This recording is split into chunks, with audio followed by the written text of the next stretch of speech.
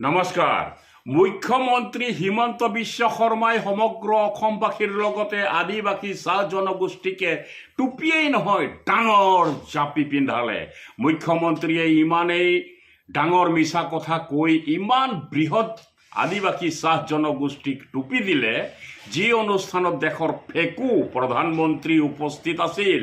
BJP চৰকাৰে প্ৰচাৰ কৰিছিল যে ঝুমুৰক Guinness book of world record কৰিব, কিন্তু সেই অনুষ্ঠানত গ্ৰিনিছ বুক অফ ৱৰ্ল্ড ৰেকৰ্ডৰ কোনো বিষয়াই উপস্থিত থকা আমি নেদেখিলোঁ।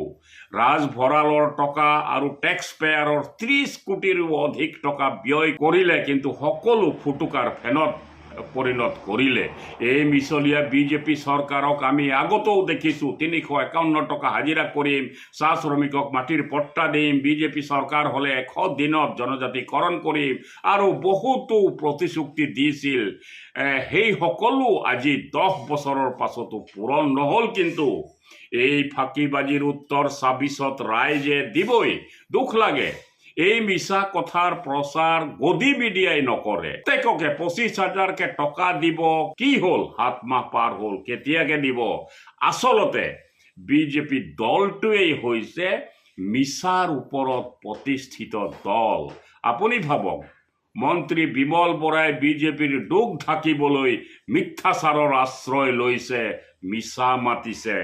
এই কথা সমূহ আদিবাসী সমাজৰ প্ৰত্যেকজন বিনন্দিনী ঢুলীয়া শিল্পীয়ে জানে যে বিজেপি চৰকাৰে ঝুমুৰক বিশ্ব ৰেকৰ্ডৰ বাবেই ঝুমুৰ বিনন্দিনী পাতিছিল। শিল্পী কলাকৌশলীসকলে দিনে ৰাতিয়ে কষ্ট কৰিছিল। এতিয়া ভালদৰে বুজিলে যে বিজেপিয়ে যে নানা ৰঙৰ টুপি পিন্ধায়, এই টুপিয়ে কিন্তু সকলো বিনন্দিনী ঢুলীয়া আৰু আদিবাসী ৰাইজৰ মনত বৃহৎ আঘাত দিছে। ইয়াৰ ফল কিন্তু বিজেপিয়ে ভুগিবলৈ সাজু থাকক। ৰাজু চাহু, প্ৰাক্তন বিধায়ক, ধন্যবাদ।